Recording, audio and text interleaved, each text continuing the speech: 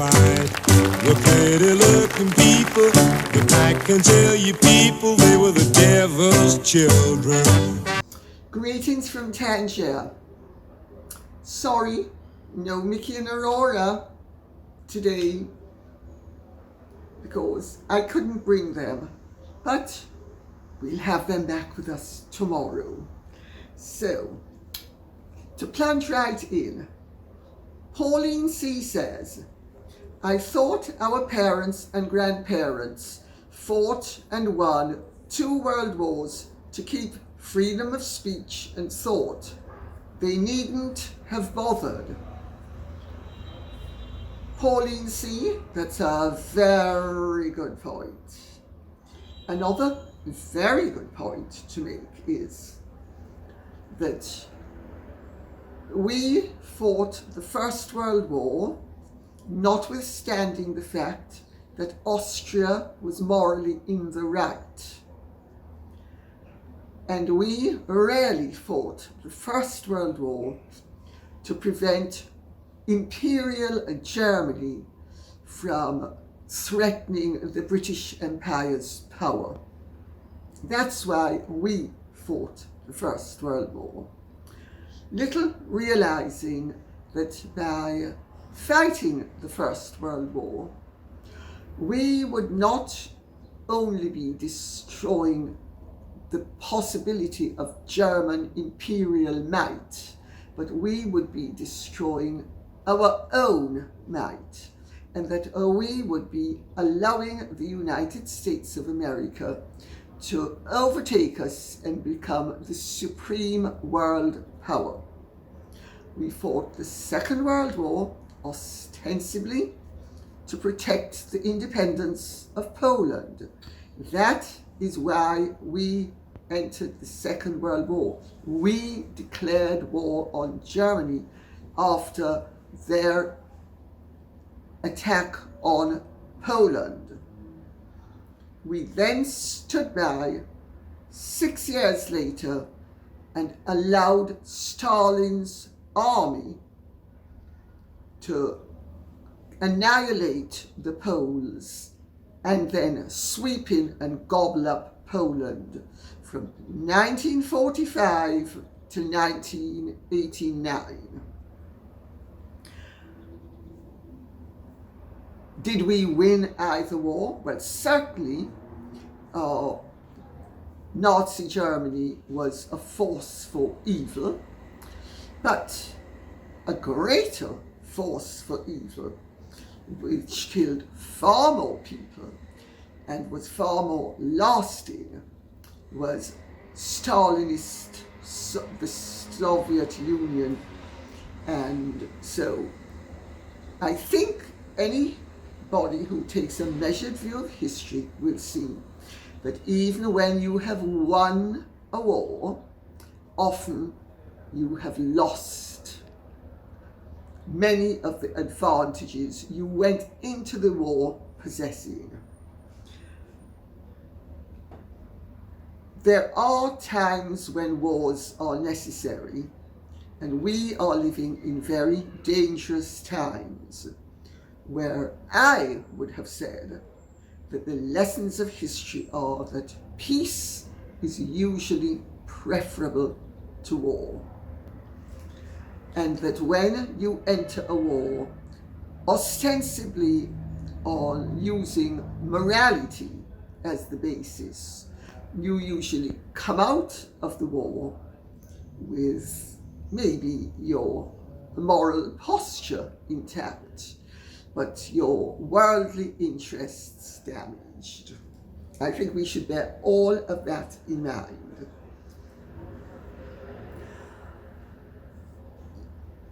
Did they fight the 2 world wars for freedom of speech and thought? That's what they said.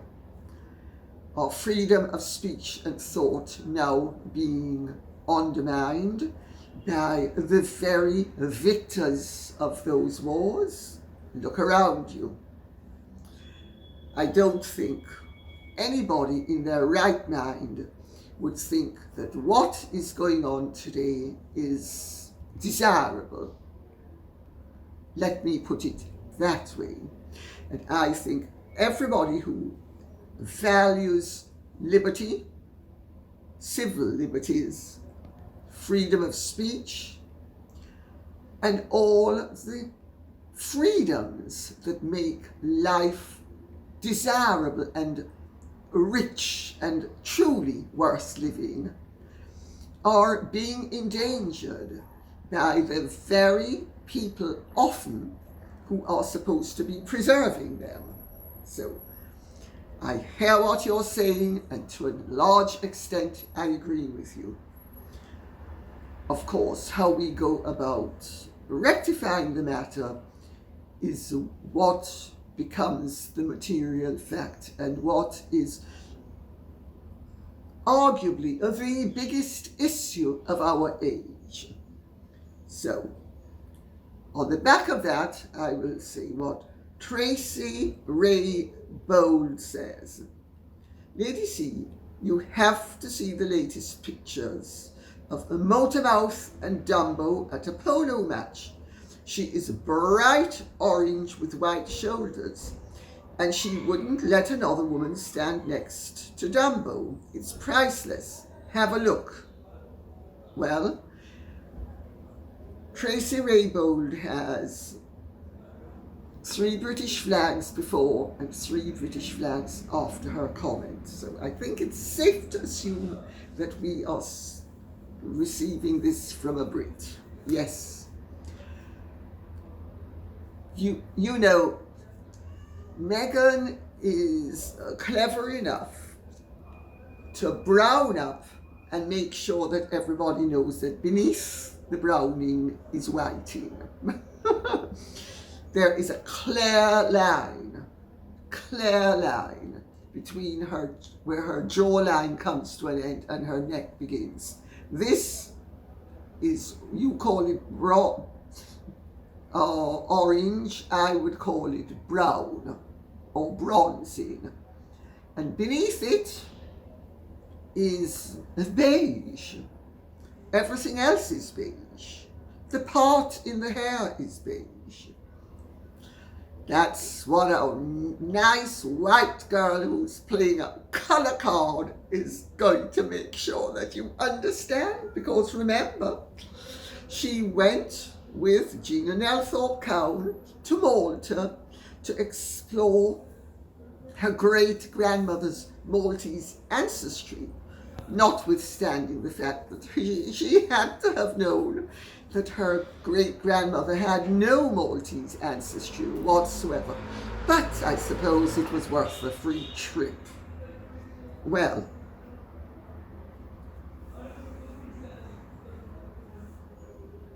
it was very interesting to see Meghan at the polo match. It was also interesting to see how the polo match was reported and the level of accuracy which, yet again, the mainstream media endow their readership with.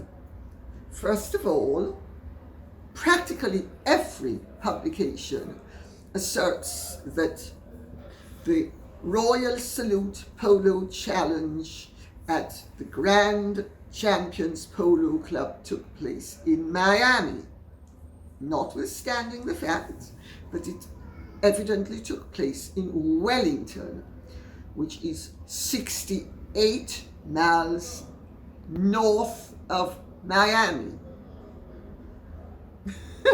So now I suppose you're going to say that I live in London because I live 58 miles south of London. So I live in London.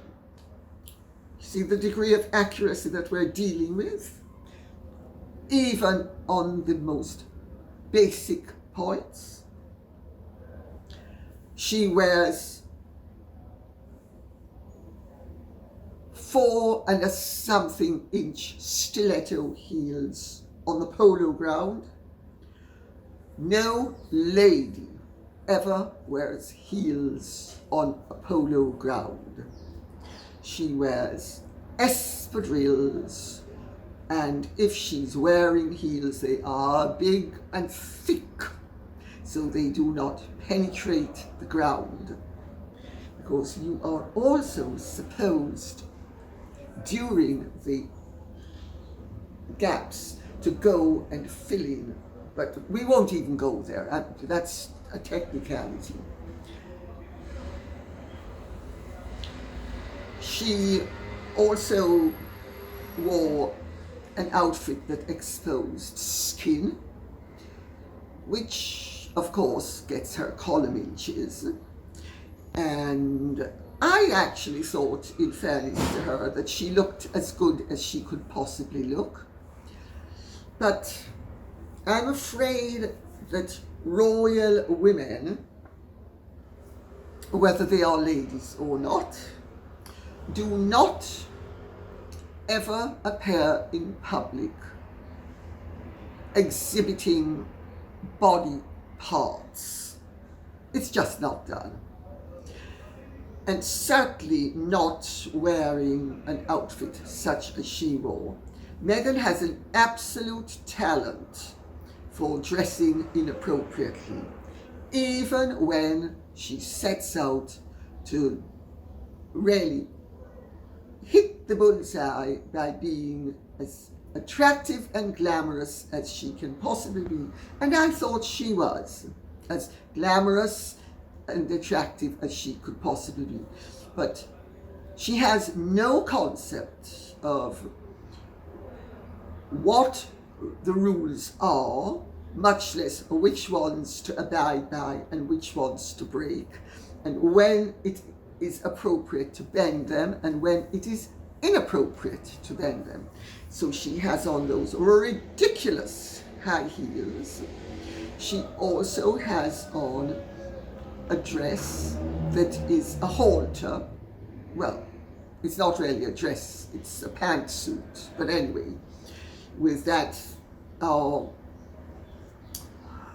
Isadora Duncan scarf at the back that trailed, and then her hair intermingled with it. Well, and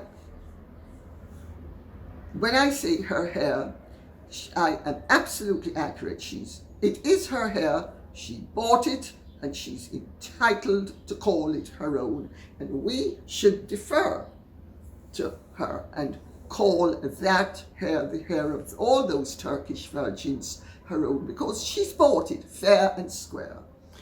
She's doubtless worked very hard to earn it, and she deserves to have it being called her hair. But you do not wear your hair in that sort of style when you have a detail in the back such as she had. So she had a detail in the back that she mucks up with her hair, or the hair of the Turkish virgins, which now belongs to her, and in the front with flesh exposed. But at least she now lets us know that she has pert little booby woosies, quite unlike the lemons that she used to exhibit when she was making loads of suggestions to Howie Mandel on Deal and No Deal.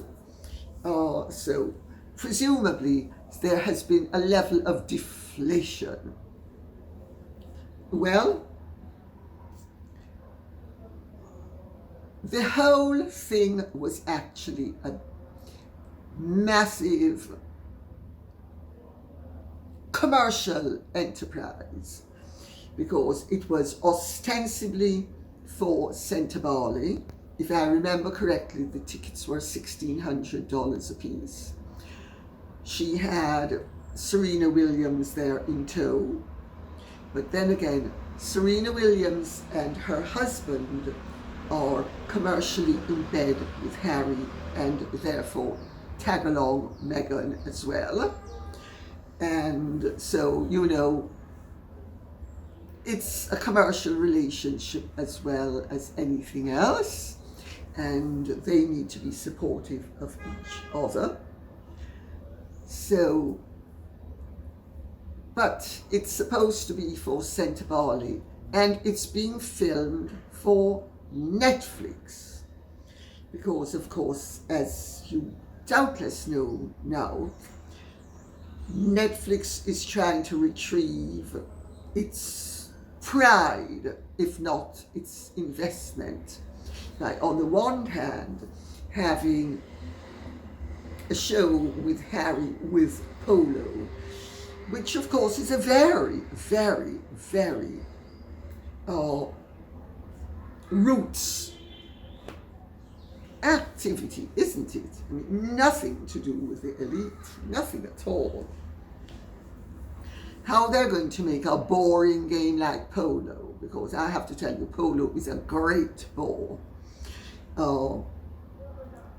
It's a very elitist sport, but it's really boring. You see 4 men on one team, 4 men on the other, riding horses, knocking a ball. Lawrenceville ad infinitum. So you have that going on. Then you have, so it's supposedly for charity, but it's really commercial. And they managed to get in the royal word, so it's the Royal Salute Polo Challenge, which on the back of Centre Barley, Harry is playing the royalty card, notwithstanding the fact that that's a clear breach of the agreement with the late Queen. And then you have Megsy Baby as the star of the show, because Harry's team, of course, wins the game. And Meghan, in her 4 or 5 inch high heels, is there posing with her little cutout so that you can see that she's really thin now. And she positions herself so beside Harry. And when those 2 ladies of colour, incidentally, because we need to acknowledge such details when we are boosting Meghan and Harry's enterprises. Those 2 ladies of colour come up to join Meghan and Harry, Nacho Figueras and the other guy on the other side of Harry. And those 2 ladies come up and they're having the unmitigated gall to want to stand on either side of Harry. And Meghan isn't having a bit of it. And she informs them brazenly, because remember, this is Netflix Harry Polo, not Meghan. But she's now taken over and she informs them where they're to stand. And just to make sure that there is never a photograph of anyone else but her beside Harry, she positions the 2 women, one beside her, so the woman is to the left of Meghan and the other woman is to the left of the other woman beside Nacho Figueras. So you have all of that going on.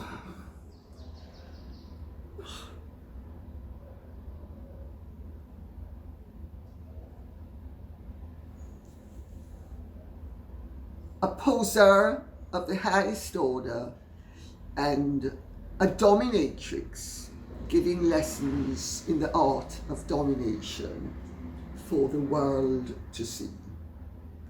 How very interesting. Joe Baird says, the Harkles are out to censor the internet via the Aspen Institute. The hate directed at them gives them a prime excuse. Ignoring them is better. First of all, Joe Baird, valid criticism is not hate. You're not supposed to like bad behavior. You don't hate the person and you don't hate the action when you're criticizing it. You're simply calling it out. This current term, hate speech, hate this, hate that. Just because you dislike something doesn't mean it is motivated by hatred. Disapproval is not hatred. So I make that point for what it's worth. Ignoring them would be productive if everybody would ignore them. But since the mainstream media not only will not ignore them, but will actually persist in promoting them, knowing that they are controversial and that they are going to be creating trouble for the established order on the one hand, and on the other hand, advancing popular in some circles and unpopular in other circles objectives of the political establishment, the mainstream media will not be ignoring them. So it is a pie in the sky time to think that it would be productive to ignore them. I think that's called an ostrich burying its head in the sand. And yes, they are out to, if they possibly can, not only censor the internet, but shut down everything except positive reportage about them and their activities. They wouldn't care less if anybody savaged, abused, disrespected, denigrated, disparaged, or in any other way attacked anybody or anything else. In my opinion, their only concern is themselves. And this exhibition that we have been seeing ever since January the 14th, 2019 is when it began, and it has only intensified since then, is directly due to their attempts to shut down that element of public speech that is detrimental to their reputations and popularity owing to their conduct. You know, it's really interesting if you examine what's truly going on. Harry has mounted lawsuits in the United Kingdom against the three main newspaper companies. The Mirror, which is left-wing, through Reach PLC, is the largest left-wing media company in this country. The Mail, Associated Newspapers, which is the largest centrist to right newspaper company, as well as News Group newspapers, which is also a very large centrist right media organization. He has attacked all of them. The Mirror has settled with him, and he is going hell for leather against the other two publications. And make no mistake about it, he has support from both political parties in this country, each of which would like to see the media curtailed and their ability to report upon the activities and breaches of conduct of everybody in the country, especially politicians. They're not concerned about celebrities. They're concerned about themselves. And so there is an element of support from both the Labour Party, which is left, and the Conservatives, which are not left. They are left of centre.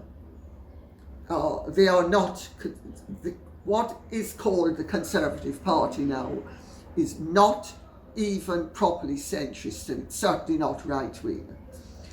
And you have people like Caroline Noakes, who is a vociferous exponent of curtailing freedom of speech and expression in this country.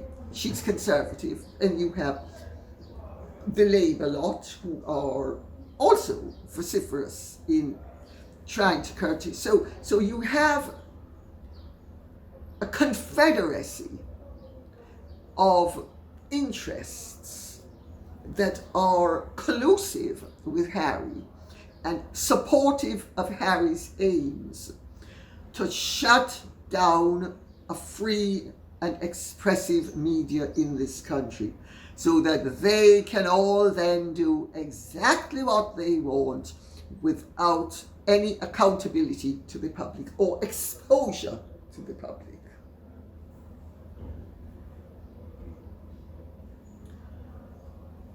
What's really interesting as well is how in the last day or two, the Mirror and the Mail have both waded in strong support of Harry and Meghan's attempts to muzzle the press.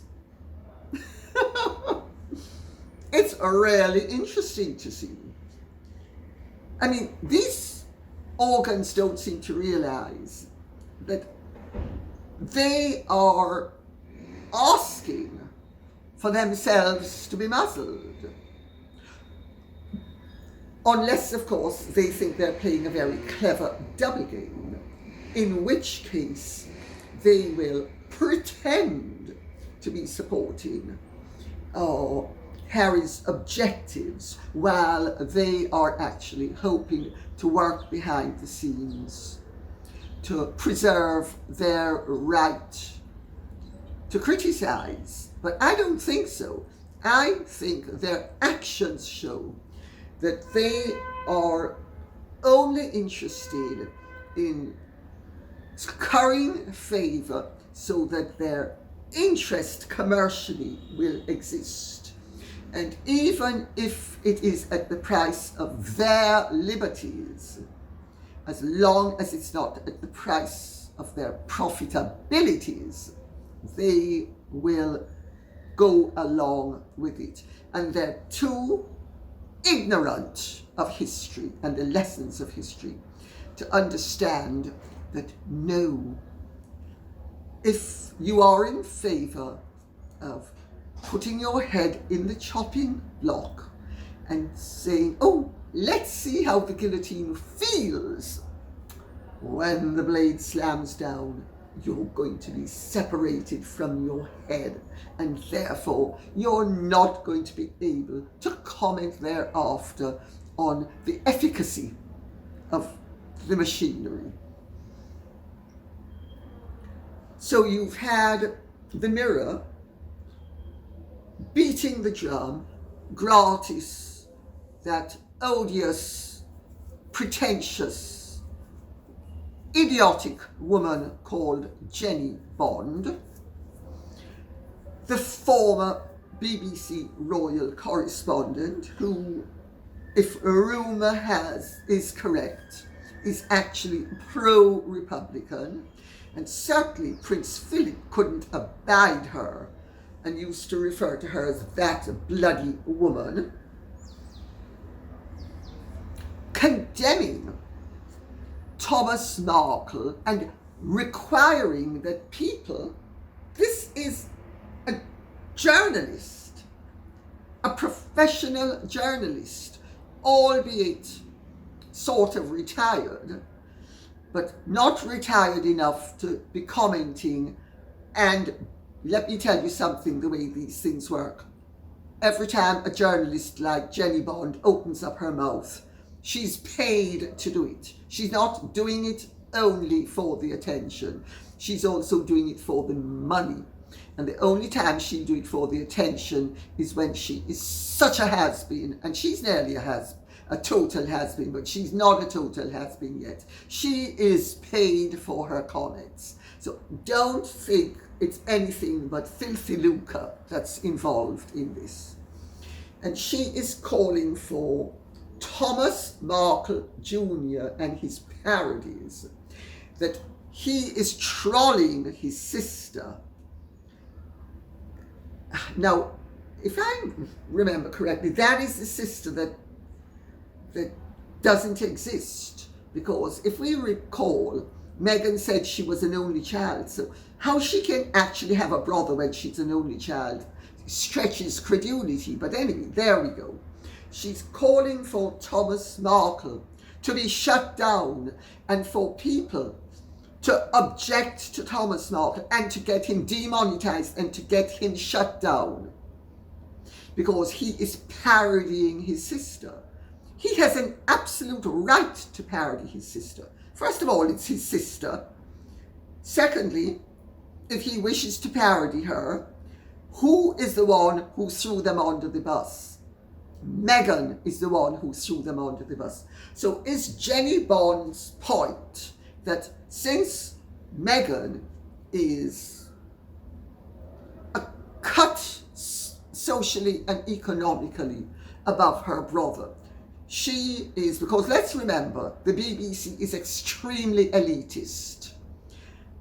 Extremely.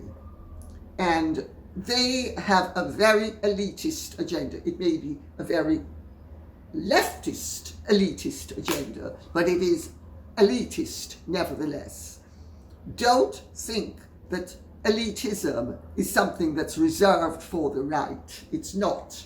I mean, nobody was more elitist than the Stalinist regime, and they were certainly not right-wing. And so you have this woman calling for Thomas Markle Jr. to not be allowed to give his comments and opinions about his sister, and that he should be shut down because he's trolling her. What about Meghan trolling the royal family? Where was Jenny Bond when Meghan, through amidst scabies, trolled the King and Catherine about being racist? Where was she? Why wasn't she calling for Meghan and her Goebbels mouthpiece amidst scabies to be shut down? Oh, I think I know the answer, and I suspect you do as well. Prince Philip is absolutely right. She's a bloody woman. And she is a total disgrace. She shows that she is censorious and censorial. Fortunately, she is not someone I have ever regarded as being desirable to drink tea with. Let's put it that way. So you have her. Then you also have the Mail wading in with how wonderful Meghan is on the one hand, and on the other hand they're plunging in the night. So they at least are more balanced, if you want to use that word.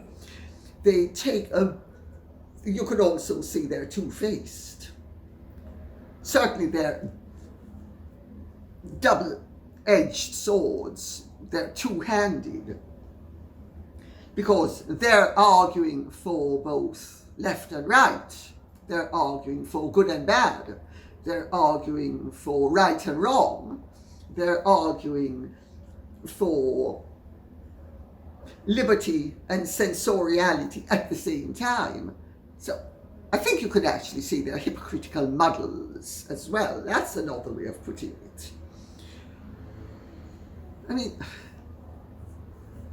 how unfortunate it is that we have reached a pass in this country and in this world where you have supposedly reputable journalists and newspapers arguing for the muzzling of people who are parodying relations of theirs who have tried to destroy their ability to earn a livelihood and to strip those relations of their dignity. Where was Jenny Bond? Where was the Mirror? Where was the Mail when Meghan was lying about her father, lying about her sister, lying about the King, lying about Catherine? Where were all of these wonderful champions of decency? Ah, that's right. They were under the rock whence they originated.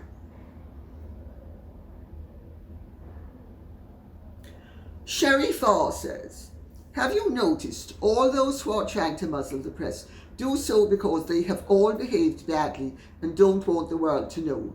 This goes not just for famous people, but also for governments. Yes, it does.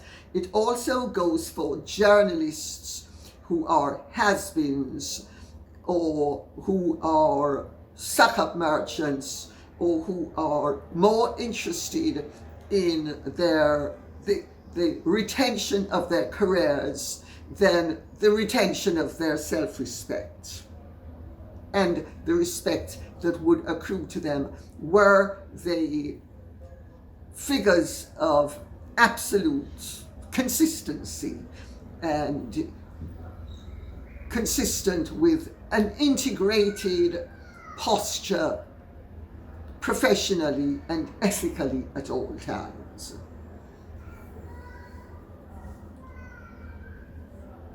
People make a big mistake in thinking that politicians are usually out for anything but themselves and power, and that the press is actually anything but, with notable exceptions, a money-making entity which tries to wield power but is ultimately all about feathering its own nest. They're not guardians of our liberty. We need to be the guardians of our liberty. That's why we need a free and unregulated internet. That doesn't mean that certain criminalities should be allowed to flourish, because they shouldn't. And there are sufficient laws in place already for not only dealing with unacceptable content on the internet, but we don't need more laws. We need better implementation of existing laws. That's what we need. Instead of which, what do we get? We get ever increasing numbers of laws where the older laws, for instance, things like burglaries in this country, and referring to England and Scotland, Ireland, Northern Ireland and Wales. Burglaries are ignored, notwithstanding the fact they're one of the most awful things that can happen to people, because they're possessions, they're lifelong memories, matters, things of possessions that are of great sentimental value to them are stolen, and the police can't be bothered. to prosecute or even investigate most of those crimes. So what do? They bother about somebody called somebody something else, and it hurt my feelings, and therefore the police have to waste their time on it. It's absolute madness. Where is the sense of responsibility and proportionality? Lynn says, Dan and Lady C. What? Well, sorry. I'm afraid Dan was a guest and I'm going to be a guest on his channel, but please don't address questions to Dan, because it's not fair to him, because it ropes him into being a part of this channel in a way that he is not. He needs to be fully independent. But thank you, Lynn. I get what you're saying, so I just read it out as if it were to me alone. What I'm keen to know is that Harry and Meghan both sued the Daily Mail, and yet the Daily Mail is the guilty party in releasing all the Meghan Markle puff pieces, giving them a huge platform. There's about 10 articles a day on them. Have they made a deal with Meghan and Harry? Yes, is the answer.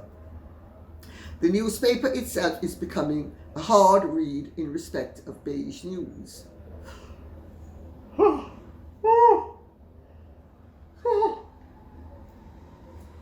I don't know, yawning is much easier, I think, than a hard read. Talk about boredom. Do the Daily Mail know they are only damaging themselves? They're hoping to play both sides off against the centre. They don't think they're damaging themselves. They have such contempt for their readership that they think that what you read today, you're not going to remember tomorrow or care about. That you have the attention span of a gnat, and that you are just so stupid that you're not ever going to remember that day before yesterday they said black is white, and now they're saying white is black. No, sorry, white is white. White is white, sorry. Also, the Daily Express is only lifting news from the Daily Mail and the Mirror. Well, that's hardly surprising. The Daily Express, which I have seen in my lifetime go from being a highly regarded newspaper to a joke. When my sister-in-law's uncle owned the Daily Express and the Sunday Express, it was one of the most popular papers in this country. When her grandfather, Lord Beaverbrook, owned it, it was one of the most respected publications in the world. He was one of the most important press barons in the world. He was, I think it was the Minister of War during the Second World War. He was well known for his efficiency and power broking, etc. He was a great power broker, and he was extremely important. And his son was less important, but still significantly more important than the joke of the newspaper now. It's rarely not even worth the paper it's written on, and it's usually not written on paper anymore. So it's worth the air it's written on, if that gives you an idea. And it's now owned by Reach plc, which owns the Mirror. So it's two horses from the same stable wearing the same saddle interchangeably. That's what that's about. They repeat verbatim what already has been printed, usually including the royal expert Tom Quinn. Yes.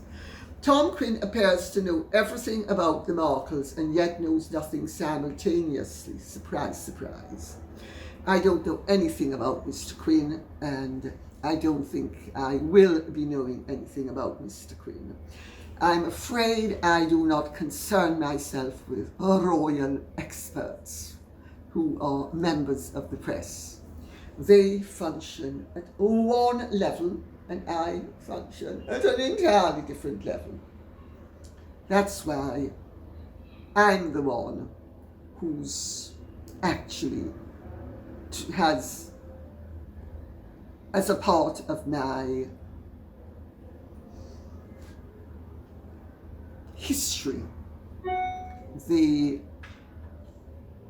all the revelations of any significance about the late Princess of Wales and the then Prince of Wales, and about Meghan and Harry.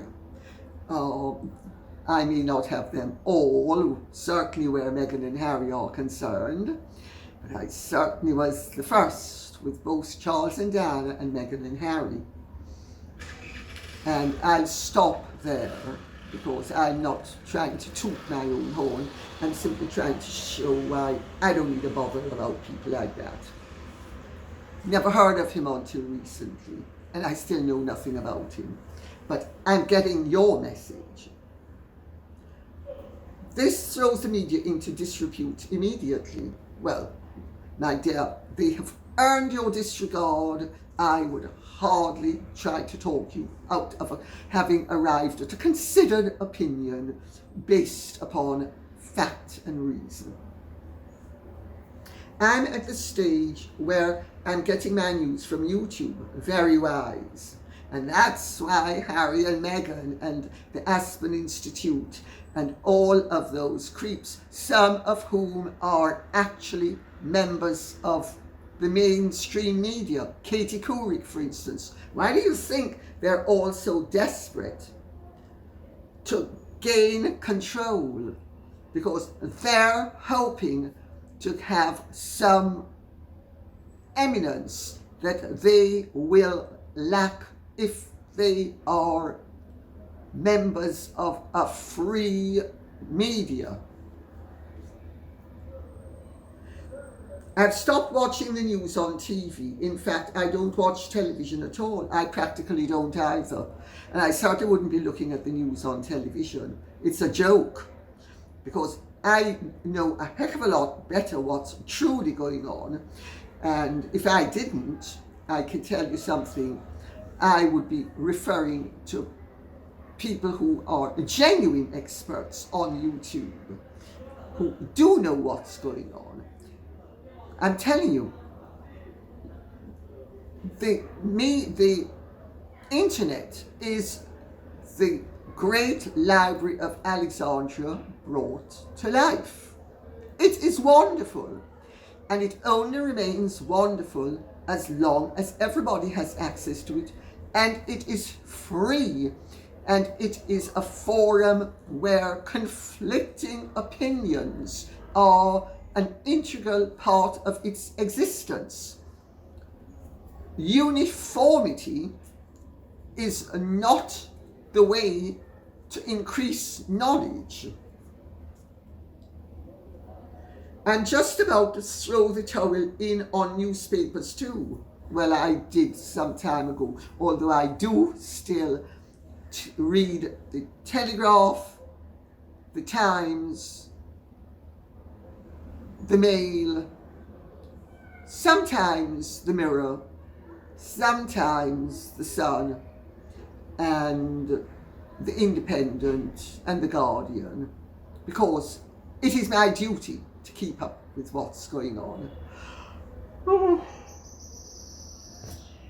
9 times out of 10, they have nothing to add of any significance, especially where world affairs are concerned. I feel we are being trolled by Markle and the media gaslighting us continually. You should feel that, because you are.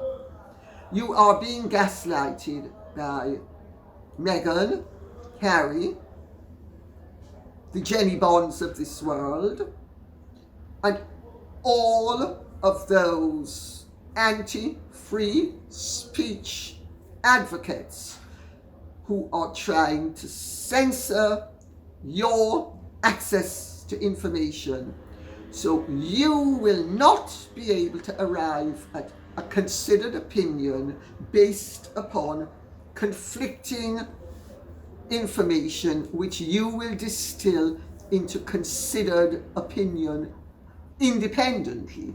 They will spoon feed it to you.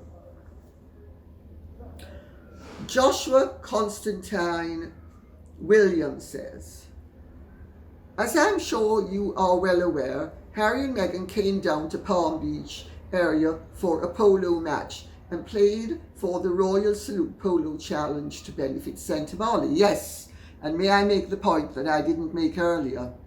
Wellington is a hell of a lot nearer to Palm Beach than it is to Miami.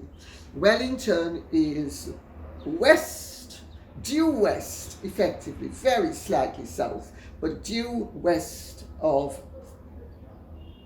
Palm Beach. Miami is south of Palm Beach, twice the distance. Harry also spoke on health and wealth inequity. He's such an expert. He couldn't even pass his art exam without help from his art mistress, but he's now able to be an expert on health and wealth inequity. Well, I can tell you, it's good to know that Harry's still good at passing worms, because that's all he's ever been able to pass. And climate challenges facing youth in Africa, in Miami just before. Oh, the irony. Joshua Constantine Williams, it wasn't Miami, it was Wellington, unless I am mistaken. Unless he spoke in Miami separately from in Wellington. I think it was in Wellington, but I could be wrong there. I could be wrong, and quite frankly, it doesn't matter where he spoke. Wherever he spoke, he was speaking through the same place, and it is what I'm sitting upon as I speak. I know the gruesome twosome want to support Harry's previous charities, but would you consider it bad sportsmanship to show up and play on a team on a whim, and to bring your wife up to kiss you for photos after winning? Not sure what was worse, the obvious PR or the outfit she was wearing. It was very classy, more Montecito than royal, I'm afraid. Cock your finger and take tea. Thank you for all you do. I have watched since the inception of your YouTube channel. Love to you, your lovely sons and beautiful fur babies from sunny Palm Beach. Well, they've been in Palm Beach. They ended up in Palm Beach, where she was photographed with, remember, the Hermes Oren flat sandals priced at $760 a pair. So classy. And hugging so that everybody will know, now that they are going to be, now that she's going to be doing a show on Netflix on all the things that matter to her: food, family, friendship. So there she was, great displays of affection with the Figueras wife and the Figueras child, and Nacho Figueras himself as well. And Harry and Nacho were also very affectionate, and I see nothing wrong with that, by the way. I don't think there's anything wrong with Harry rubbing Nacho Figueras' hand affectionately. But isn't it interesting that the announcement is made, say at 1 o'clock, that Meghan and Harry are going to be doing, he's going to be doing something for Netflix with polo. She's going to be doing something for Netflix with shopping the kitchen, making jam, boiling balls of nonsense, and friendship. She's such an expert on friendship that doubtless she's going to go into how easy it is to divest yourself of friends, such as her lifelong friend Nikki Pretty, who actually dumped her. She didn't dump Nikki Pretty. Nikki Pretty dumped her. Jessica Mulroney has something to say, I'm sure. and one or two others, but we won't go there. But she's so affectionate. She and Delfina de Figueras, oh, two sisters, so loving. Oh, it's such a display for the camera. And with the little girl, I think her name is Abra, so huggy-buggy. Oh, I'm so sweet and loving and affectionate. Tell that to Catherine. Tell that to Catherine. Tell that to William. Tell that to Charles. Tell that to Camilla. Tell that to all the people she's traduced. Tell that to all the people she spurned. Sophie, Edinburgh, so on. Tell it to Suze Hussey. I think I'll stop there. I think you've got the point. And on that note, I'll say thank you very much for listening. I hope this has been of some interest to you. If it has, please keep the questions and comments coming in so I will know what you would like us to be speaking about. Okay? Thank you so much. God bless and goodbye. And if you have truly enjoyed this, would you please care to like, share, subscribe, press the notification bell, and take good care. Bye-bye.